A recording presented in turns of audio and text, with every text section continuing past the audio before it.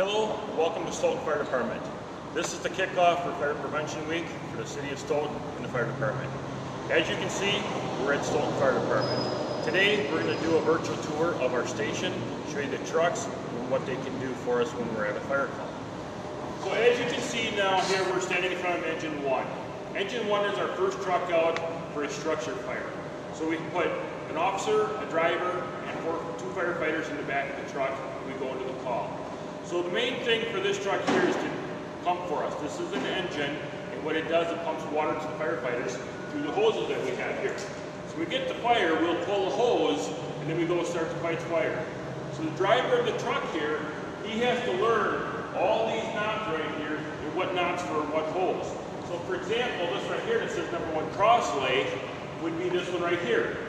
And the reason why I kind of know that, we kind of color code them now, so that way the yellow hose matches the yellow one here for the driver to make it easier for him to know which hose we have pulled off our truck for us. So again, this is an engine. So now what we gotta do is we gotta get water to our truck. This truck holds 1,000 gallons of water, okay?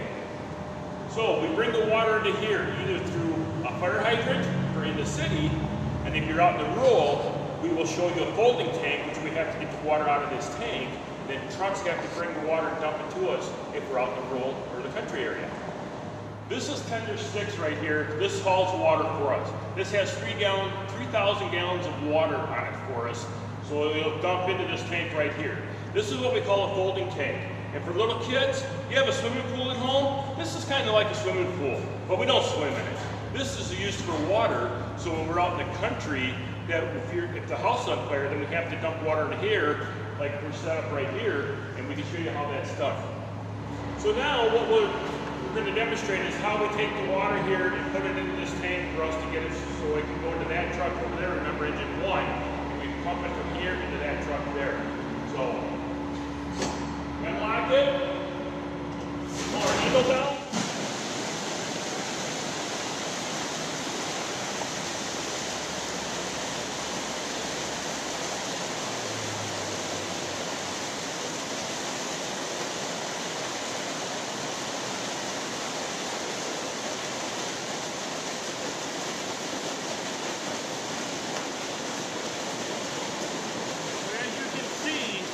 Now that we're filling it up, this is what will happen when we're out at a scene.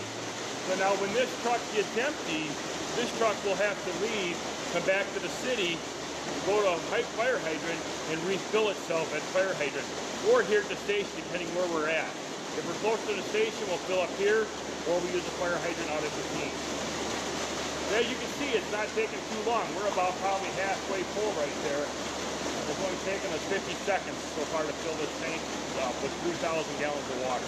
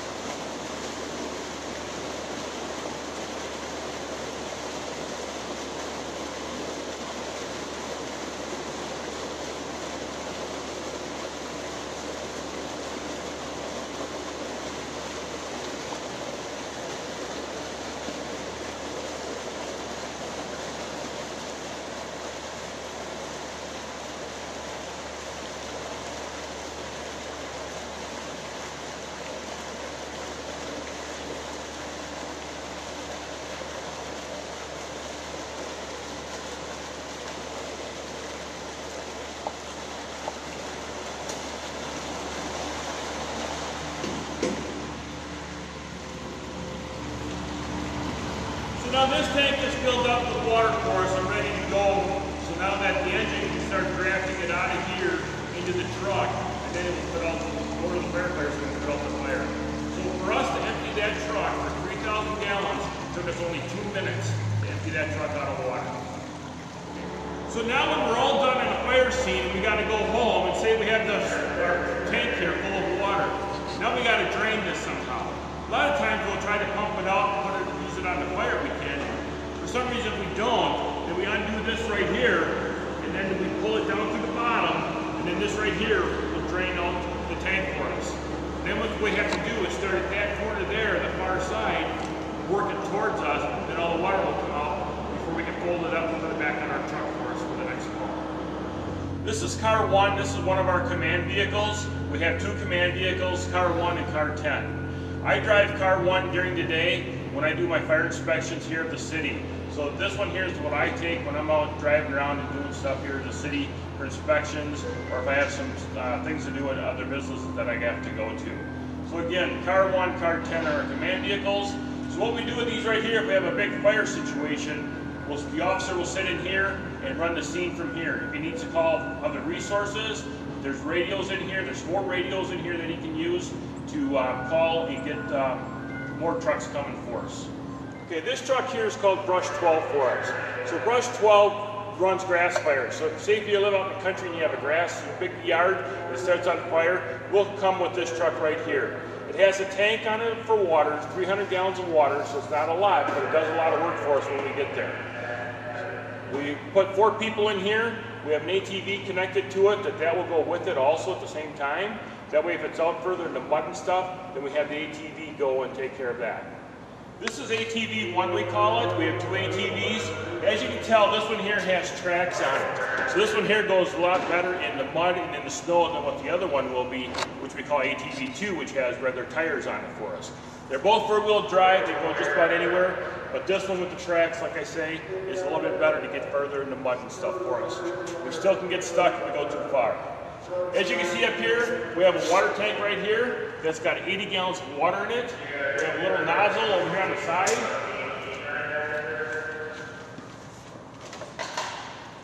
Here's our nozzle right here for putting out the fire.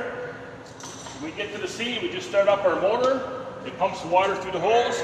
And the passenger up front there, he's the one that's doing it, and the driver just drives them around the outside of it, and they put out the fires. They go around it. The next thing with it is that this up here is a med box, it's called.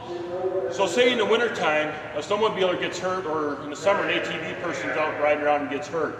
We can take this here out there with 2 EMTs, put them on the back up there, and we put the patient up here and we can haul them out so that way we get them to the ambulance. Now this is Squad 5 for us. This is a new truck here that's been in service, maybe just a year is all it's been in service for us. We were fortunate the city bought us a new one.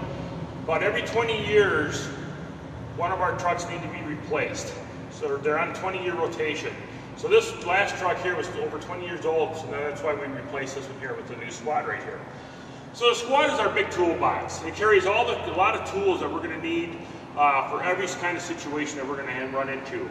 The biggest thing with this here is that it's our heavy rescue, and it has a lot of Hurst tools stuff on it, and that's for cutting open cars, prying cars apart, and stuff like that for it. So what we'll do now is just kind of pan our way down through the truck here so that way you can see what's in the compartments of the truck.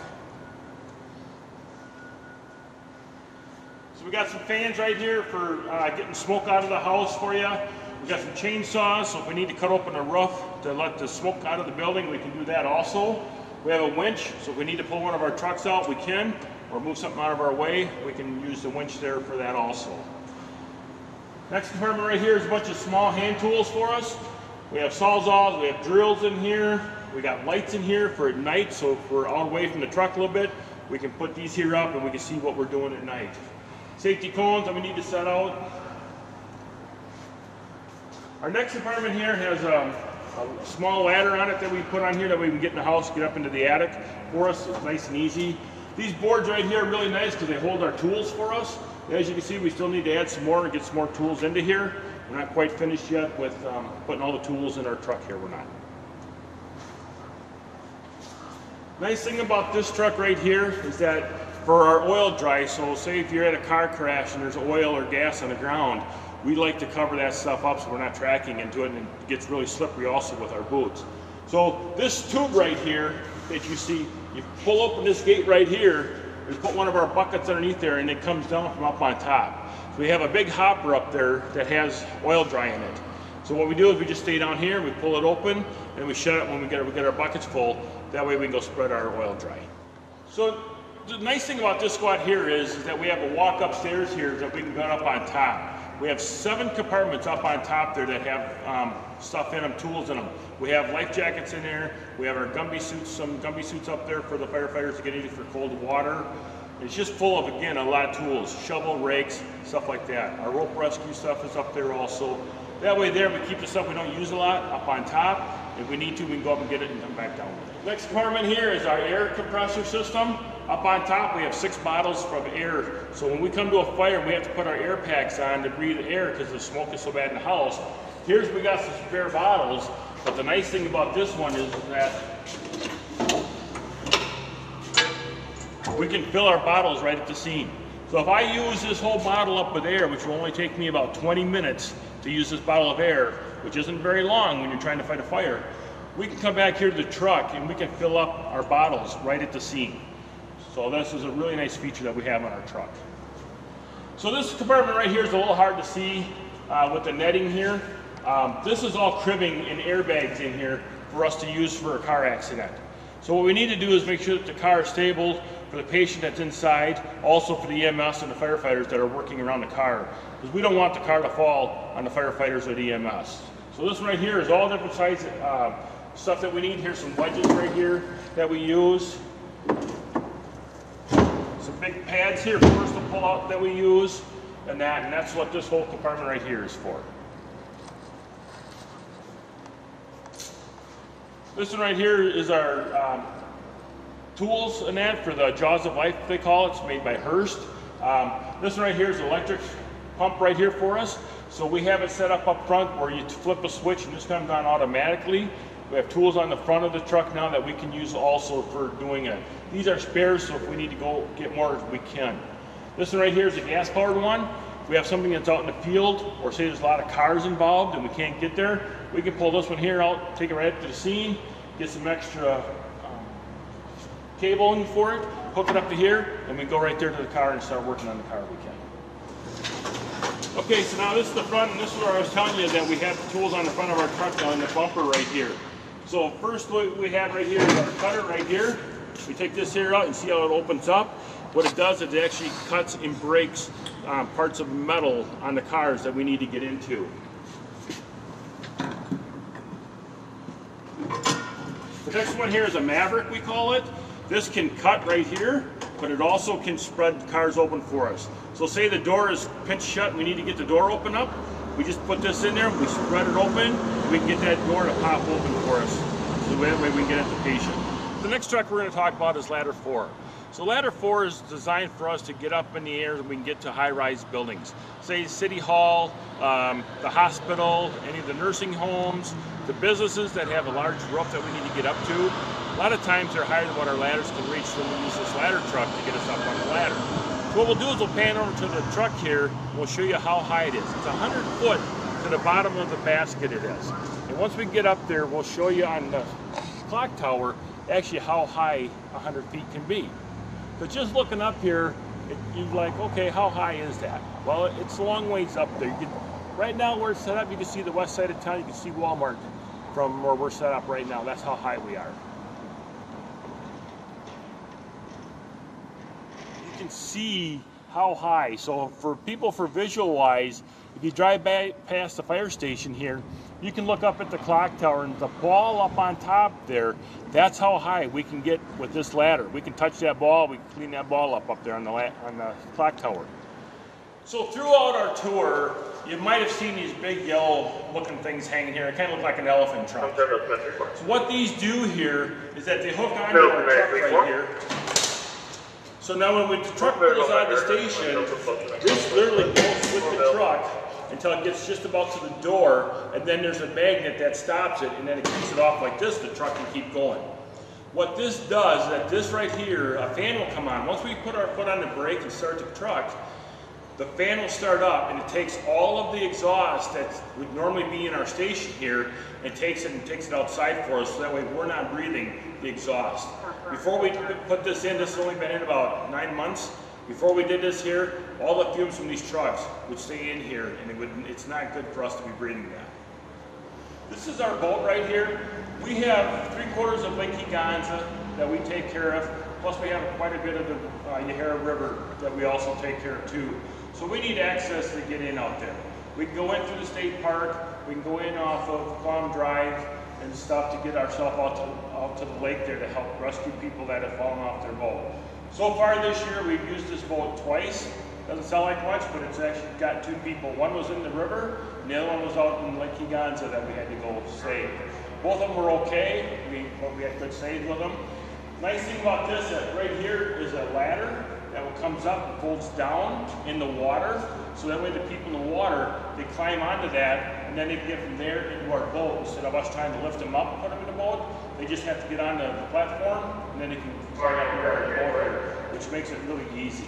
And also makes it easier for the firefighters if they have to get on that there and help the people up, say they're hurried or they're really cold, hypothermia setting in, then they can use that there to get up into the boat they can.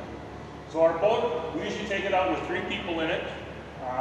We have a hummingbird sonar there. So say if we're looking for something on the bottom of the lake, we turn that on. It goes side scan and also down in the water does to the bottom. So we can tell how deep the lake is, what's in the bottom of the lake.